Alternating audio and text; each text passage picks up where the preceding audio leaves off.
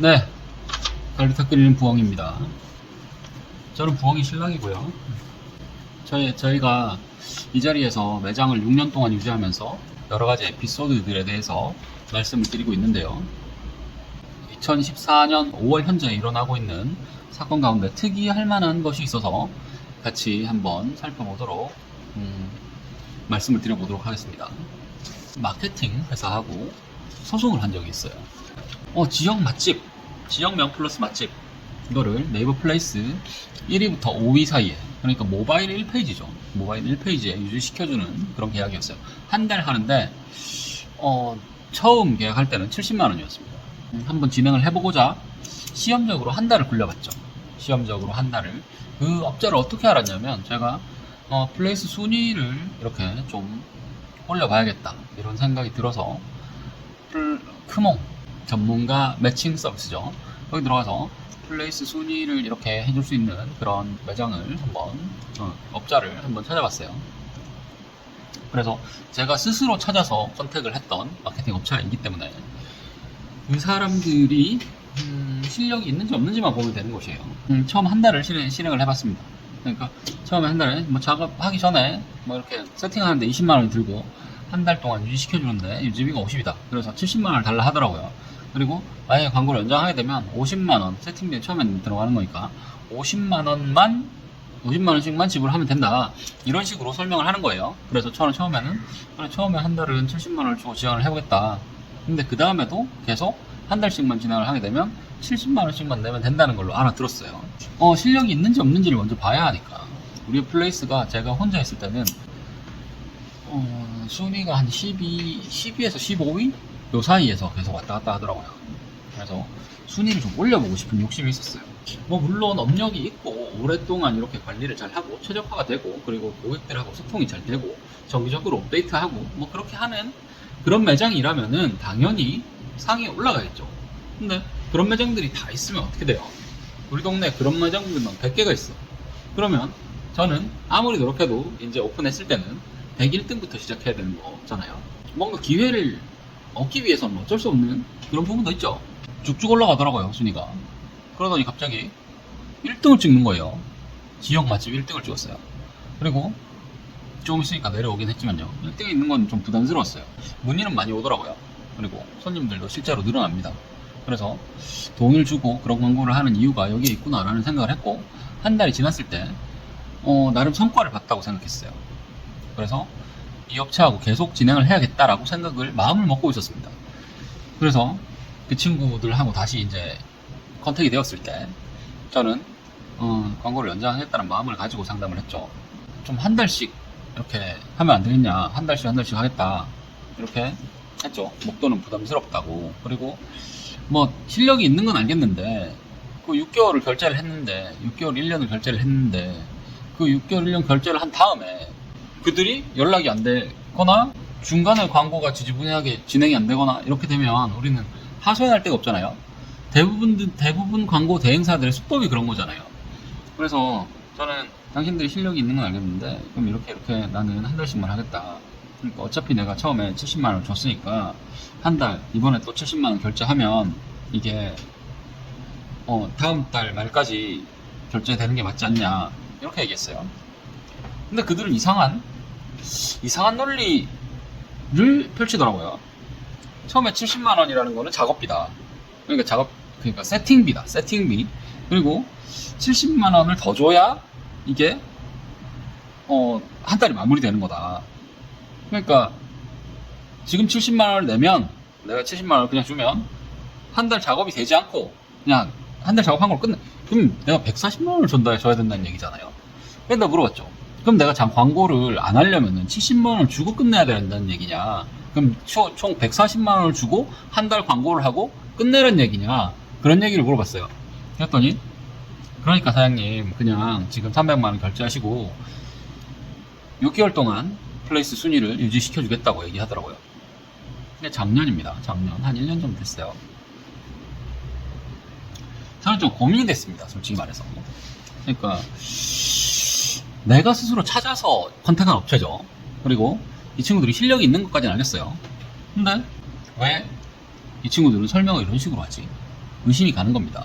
그래서 고민은 많이 했지만 이미 나는 플레이스 순위에 대한 어떤 강한 니드가 있었죠. 그래서 오케이, 당신들과 다시 한번 진행해 보겠소 라고 생각하고 이렇게 진행을 하겠습니다. 이 친구들은 언제든지 말을 바꿀 수 있는 놈들인 것만은 확실하다. 그래서 뭔가 사건이 그러니까 일이 진행되어 가고 있는 그 과정을 어떻게든 기록으로 남겨놓고 싶다는 생각을 했습니다. 그래야 나중에 뭔가 플레이스 순위라는 건 계속 변동이 되잖아요. 그게 남아있는 게 아니에요. 기록으로 남겨질 수가 없어요. 그래서 그것을 시간이 지나가 버리면 우리가 만약에 6개월이 지났다 이거예요. 니들이 6개월이 지난 시점에서 내가 따진다는 거죠. 니들이 처음에 한 2개월 정도는 뭐 1페이지에 올렸는데 나머지 5개월 동안은 올리지 못했다. 그러니까 뭐 다시 연장을 하든지 아니면 환불을 해라 이런 분쟁이 생겼다 치잖아요. 그러면 나머지 5개월이 처음에 1개월이 올렸다는 건 내가 수긍하는 부분이니까 그렇다 치고 나머지 5개월이 올라가 있지 않았다, 순위 안에 올라가 있지 않았다는 증거는 무엇으로 제출할 수 있습니까? 제가 어떻게 제출해야 하는 것이죠. 그래서 그 부분에 대해서는 분명히 뭔가 증거가 남아 있어야 되겠다는 생각을 했어요. 그래서 그 친구들이 순위를 이렇게 뭐 순위가 오르락내리락 할 때마다 기록을 카톡을 보냈죠. 그러니까 저 계약서를 썼던 대표라는 사람하고 그리고 실무를 하고 있는 친구인 것 같아요. 그 친구하고 이렇게 두 명한테 계속 카톡을 보냈습니다. 오늘은 7위, 오늘은 9위, 오늘은 12위, 뭐 다시 8위, 뭐 이런 식으로요. 5위 안에 들어가 있을 때는 보내지 않았어요. 그러니까 5위 안에 들어가 있었던 날은 보내지 않았습니다. 그리고 그 마지막에 만약에 5위 안에 들어있었던 날이 뭐 1일부터 15일까지다. 그리고 16일 날 6위로 떨어졌다. 그러면 16일 날 이런 식으로 보내는 거죠. 1일부터 15일까지는 5위에 들었습니다. 16일 6위로 떨어졌네요. 다시 올려주시기 바랍니다. 뭐 이런 식으로요. 매일매일 보냈어요. 매일매일. 그리고 그냥 그들이 거기에 답장을 해요. 실제로 그 순위를 인정한다. 요번 달에는 며칠이 모자랐다. 그러니까 다음 달로 연장해가지고 그 달수만큼 채워주겠다. 이런 반응을 합니다. 그래서 그 기록을 다 가지고 있었어요. 카톡을 캡처했어요. 결론적으로 그게 큰 증거가 되었습니다. 아무것도 입증할 수 없는데 플레이스 순위가 오르락내리락 하니까 그것을 입증할 수 없잖아요. 사진을 찍지 않아도 돼요. 그 사람들하고 카톡을 같이 주고받았던, 그리고 그게 실질적인 순위였다는 그 내용만 있으면 됩니다. 어쨌든 그 기록을 계속 남겨놓았어요.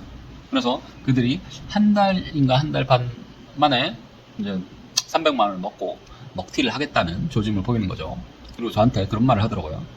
네이버 플레이스를 최적화해야 되는데 우리가 작업을 하려고 해도 사장님이 네이버 비밀번호를 알려주지 않으니까 우리가 할 수가 없다. 비밀번호를 알려달라. 우리가 다른 건 보지 않는다. 이게 무슨 개소리입니까? 아니, 나는 그게 도대체 이해가 안 되더라고요. 처음에 계약을 할 때부터 네이버 플레이스를 최적화하기 위해서는 네이버 아이디와 비밀번호가 필요하다라고 했으면 저는 안 했을 거예요. 처음부터 안 했을 겁니다. 근데 마지막에 제가 플레이스 순위를 제대로 좀 어떻게 해달라, 뭐 우리가 필요한 조치가 있으면 우리가 조치를 하겠다, 이렇게 설명을 해도 그 친구가 그렇게 얘기하더라고요. 그래서 왜 이제 와서 그런 소리를 하냐, 처음부터 그런 얘기를 했으면 난 진행하지도 않았을 거다, 이렇게 설명을 했고요. 그리고 또 그런 얘기를 하더라고요. 최근에 뭐 플레이스 바꾼 거 없으세요? 뭐 사진이라든지 뭐 올리신 거 있죠? 이러는 거예요. 그래서 제가 뭐 바뀐 거 있나 봐봐라, 네가 관리했지 않냐. 그 친구들이랑 같이 할 때는 저는 아무것도 손대지 않았어요. 솔직히 아무것도 손대지 않았습니다. 근데 우리한테 책임을 전가시키려고 하는 거죠. 뭔가 네가 사진을 잘못 올려서 플레이스 순위가 떨어진 거니까 우리는 잘못이 없다, 이런 식으로 얘기를 하고 싶은 겁니다. 그래서 저는 바뀐 거 있나 봐봐라, 네가 관리하고 있던 플레이스지 않냐, 말을 못하는 거예요. 나는 당신하고 싸우고 싶지 않다. 나는 내가 해야 될 일이 매일매일 산더미처럼 쌓여있는 사람이고 그것만 하기에도 바쁘니까 플레이스 내가 원하는 만큼까지, 우리가 계약했던 만큼까지 가지 않아도 된다. 어느 정도 성의만 보여줘라. 그래야 내가 그냥 접을 수 있는 마음이 생길 것 같다. 그러니까 당신과 싸우고 싶지 않다. 그때 이후로 연락이 없었습니다. 연락이 안 돼요. 뭐 카톡을 해도 답도 없고요. 근데 그때 계속 저는 플레이스 순위를 카톡을 계속 보냈어요. 중간중간에 사진도 찍어가지고 카톡을 보냈죠. 실제 몇 위인지. 그렇게 카톡을 보냈습니다. 그리고 6개월이 지났어요. 그런 상황에서 저는 그 광고비를 내고 광고가 처음에 한 달 정도만 진행이 되었으나 나머지 광고비는 다 냈고요. 그 광고비가 지불되고 있는 도중에 다른 업체가 아니죠. 내가 내 스스로 인스타 광고 또 지출했고요. 그리고 네이버 플레이스 광고 지출했고요. 그리고 당근도 뭐 이렇게 광고 해야 되죠. 그리고 또 메타 페이스북이죠. 그리고 구글. 네. 그래서 제가 그 친구들한테 실망을 하면서 한 가지 얻은 점이 있어요. 그게 뭐냐? 다른 사람을 어떤 경로로 알았다 하더라도 광고 대행업자는 믿으면 안 되는구나. 내 스스로 해야 되는구나. 그래서 모든 매체들을 다 처음부터 끝까지 하나씩 내가 직접 피드를 만들고 사진을 찍어서 피드를 만들고 텍스트 올리고 그리고 그거를 어떻게 유료로 광고를 내는지 그리고 그것을 어떻게 그 유료 광고를 네이버 플레이스로 연결하는지 그 트래픽을 연결을 해서 트래픽에 네이버 플레이스에 실제적인 유입이 발생하게 하는지 그런 것들을 다 공부했습니다. 뭐 그렇게 어렵진 않아요. 시간은 많이 걸렸습니다. 그냥 다른 일을 하면서 조금씩 하는 거니까요. 그래서 지금 현재 저희 매장은 대행업자 쓰지 않고 지역 맛집 1등 올라가 있습니다. 지금 몇 월 며칠이죠? 5월 25일이네요. 5월 25일, 2024년 5월 25일 현재 지역 맛집 1등 올라가 있습니다. 네. 저희 매장명을 말씀드리고 싶지 않은데 뭐 증거를 대기 위해서는 말씀드려야겠네요. 네, 울산 성안동 맛집 1위 올라가 있는 달을 품은 집 하멀당 거기가 저의 매장입니다. 하멀당에서 갈비탕 끓이는 부엉이가 제 와이프입니다. 처음에는 경찰에 신고할까 생각했습니다. 경찰에 신고했다는 다른 분들의 글들을 찾아봤죠. 마케팅 된 사람, 경찰을 중간에 끼고 뭔가 사건을 진행해가지고 제대로 처리된 건이 없어요. 사기로 걸 수가 없는 것 같습니다. 피해자 입장에서는 사기인 것처럼 생각이 될 수도 있겠지만 그들이 사기가 되려면 처음부터 아무것도 안 했어야 되는 것처럼 그렇게 결론이 난 것 같더라고요. 근데 그들은 처음에는 조금 해줘요. 6개월 광고를 10개월이든 12개월이든 계약을 했으면 처음에 뭐 한 달 정도는 해줍니다. 그렇기 때문에 거기에 대해서 완전 사기라고 말할 수 없죠. 그래서 사기죄가 성립이 안 되는 것 같아요. 그럼 어떻게 해야 됩니까? 사기가 아니면 뭐 그거 말고는 다른 뭐 제명, 뭐 실정법을 위반한 것 같은 것이 없는 것 같은데 그러면 나는 그 자를 처벌할 수는 없는 거예요. 하지만 나는 피해를 받았죠. 피해를 입었으니까 그 피해를 복구받고 싶은 욕심은 있는 거죠. 그래서 민사를 걸기로 했습니다. 광고 대행업자와 계약서가 있죠. 언제부터 언제까지. 그리고 증거가 있죠. 이 사람이 용역을 이렇게 제공했어야 하는데 제공하지 않았다 라는 증거가 있잖아요. 카톡 메시지. 그리고 그것을 첨부해서 이제 그렇기 때문에 이 사람은 나한테 그리고 마지막에 나보고 그랬죠. 네가 잘못한 거 아니가. 뭐 이렇게 하다가 보니까 네 때문에 순위가 떨어진 것 같다. 이렇게 설명하려고 했죠. 그렇지만 나는 아무것도 고치지 않았다. 입증되었다고 봅니다. 그때 증거로서. 그리고 거기에 그러면 내가 그 친구 지금 갑자기 생각나네요. 내가 일부러 떨어뜨리는 것도 아니고 나보고 어떡하라는 얘기냐고 하더라고요. 그러면 더 이상 지는 할 수 있는 능력도 없고 의지도 없다는 것을 지 스스로 자백한 꼴이죠. 그래서 그걸 가지고 채무불이행으로 계약 해제를 요구한다 라는 취지의 고소장을 적었습니다. 고소장이 아니네요. 뭐라 하죠? 대한민국 법원 전자소송 사이트가 있어요. 거기 들어가서 아이디를 만들고 그리고 거기에 또 특수한 공인인증서가 필요하더라고요. 그래서 그걸 만들어서 은행까지 가야 돼요. 그걸 만들어가지고 거기에다가 이제 민사서류를 접수를 했습니다. 처음에는 지급 명령을 신청했어요. 그 사람의 내가 알고 있는 인정사항이라고는 계약서에 나와 있는 사업자 등록번호 그리고 사업장 주소 그리고 그자의 이름, 이것만 알고 있습니다. 그래서 이것만 가지고 피의자가 그러니까 뭐 내가 민사에서 원고가 되는 거니까요. 피고를 특정할 수가 없는데 이것만 가지고도 뭐 지급 명령이 되나? 라는 의문이 있었는데 제가 변호사를 만났거든요. 변호사를 만나서 뭐 이거 지급 명령을 해보려고 하는데 뭐 그런 얘기를 하니까 뭐 그렇게 하면 된다. 계약의 해제를 요구한다라는 법리를 나한테 알려준 것은 변호사였어요. 그리고 그것을 가지고 내가 내용 증명은 이미 보낸 상태에서 변호사를 만났기 때문에 변호사가 내가 그렇게 설명하더라고요. 뭐 소송을 하면 될 것 같다. 그런 법리로 소송을 하면 될 것 같다고 하고 내가 지급 명령을 신청하면은 어떠냐 하니까 지급 명령 신청도 뭐 해볼만 하죠 라고 얘기하더라고요. 그래서 지급 명령을 처음에 신청했어요.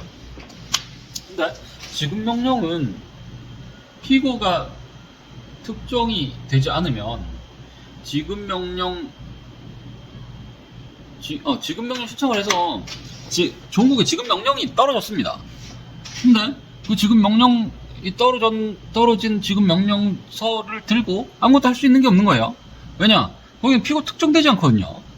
그냥 내가 그 사람한테 이런 주장을 하면서 돈 받을 것이 있다는 주장을 한다. 그러니까 법원에서 그래? 네 말이 뭐 맞는 것 같네. 이렇게 확인만 해주는 그런 여자인 것 같아요.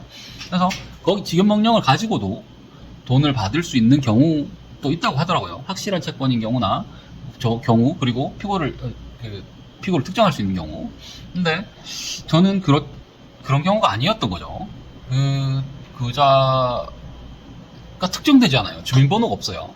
그래서 그럴 때 어떻게 해야 되는지 알아봤더니 민사소송을 걸어야 되는 겁니다. 그래서 지급 명령 신청을 하고 있는데 그걸 민사로 전환을 했어요. 전환을 해서 민사 서류를 작성을 해서 다시 올렸죠. 네, 다시 올렸습니다. 그래서 그 법원에 판결을 구했습니다. 주소 보정 명령이 나왔어요. 주소 보정 명령문을 가지고 제가 동사무소에 가서 특수 관계자, 그러니까 채권 채무의 관계에 있는 사람이라는 것을 입증을 하고, 그리고 그자의 초본을 뗐습니다. 주민등록 초본이요. 초본을 뗐어요. 그래서 실제로 주민등록 초본을 떼서 주민등록 번호와 그자가 실제로 거주하고 있는 거주지 주소를 확실하게 알아낸 것이죠. 이것이 소송에서 왜 필요하냐면 내가 누구를 특정해서 그자에게 소송을 걸고 있다라는 것과, 그리고 결론이 났을 때 그자에게 채권을 행사하겠다라는 것, 그리고 세 번째는 그자가 살고 있는 주소로 재판의 내용이 송달이 돼야 되죠. 네, 그래서 그자가 실제 살고 있는 주소 이것까지가 다 확보가 된 겁니다. 그래서 1년을 넘게 소송을 했어요. 그런 절차가 있었어요.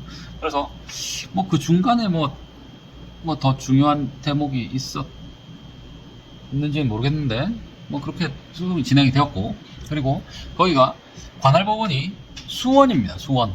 네, 이렇게 소액인 경우에는 채권자의 주소로도 할 수 있다고 하던데 저는 처음에 소를 제기할 때 그 사실을 알지 못했죠. 그래서 수원지방법원에 소를 제기하였고,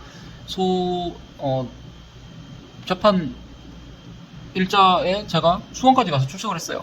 그리고 제 주장을 얘기하고, 그리고 한 2주 후에 2-3주 정도 걸린 것 같은데 판결이 났습니다. 판결이 나서 이제 채권 채무 관계는 법적으로 정리가 된 것이죠. 저는 이 사건을 자세하게 이렇게 브리핑을 해가면서 하나하나 따져서 설명을 해드릴까도 생각을 했어요. 근데 그 과정은 너무 저에게 괴로운 과정이라서 그냥 그 과정 중에 뭐 중요한 장면들도 있었는데 그런 것들이 비슷한 일을 겪고 계실 때 저한테 질문하시면 제가 개인적으로 답변을 드리겠습니다. 근데 그거를 하나하나 꼬치꼬치 다 펼쳐가지고 설명을 드리기는 좀 어려운 부분이 있고, 그리고 저도 모르는 것을 헤쳐가면서 기록을 제대로 남겨놓지 않았기 때문에 그냥 지금은 판결문을 가지고 집행을 기다리고 있는 그런 정도까지로 정리를 하는 걸로 하겠습니다. 그리고 지금 현재 상황은 판결문이 나와서 저한테는 송달이 되었지만 피고에게는 송달이 되지 않았어요. 피고는 판결문을 받지 않아요. 그러니까 변론 준비 기일이나 뭐 재판 날짜나 그리고 판결 뭐 이렇게 판결 선고하는 날짜까지는 송달을 다 받았어요. 그리고 판결이 나서 이제 판결문이 주소지로 송달이 가니까 받지 않고 있습니다. 피고가 받고 나서 2주가 지나야 권리 행사를 할 수 있다고 하더라고요. 그러니까 지금은 최대한 뭔가를 늦춰보고자 하는 시점에 있는 거겠죠. 하지만 뭐 법정 이자는 계속 불어나고 있고요. 그리고 제가 받아야 할 마땅한 소송 비용 그것까지도 전부 다 청구해서 받아낼 계획입니다. 근데 어떻게 해야 하는지 그 부분에 대해서는 또 다른 절차가 필요하겠죠. 그래서 월요일날 변호사를 만나기로 했어요. 변호사. 네. 변호사 그 소송 비용이 300인데 변호사 찾고 만나가지고 돈을 쓰게 되면 뭔가 배보다 배꼽이 더 커질 수도 있잖아요. 그래서 지금 일단 월요일날은 변호사를 직접 만나는 게 아니고 법률구조공단에 상담을 신청해 두었습니다. 그래서 그 법률구조공단에서 그 상담해 주시는 분이 변호사이신지 그거는 가봐야 알겠죠. 그분께 상담을 구하려고 하는 중이고, 그리고 차후에 뭔가 진행 상황이 또 발생을 하게 되면 그때 추가로 영상을 제작해서 다시 알려드리는 걸로 그렇게 하겠습니다. 오늘은 여기서 정리할게요. 좋은 하루 보내시기 바랍니다.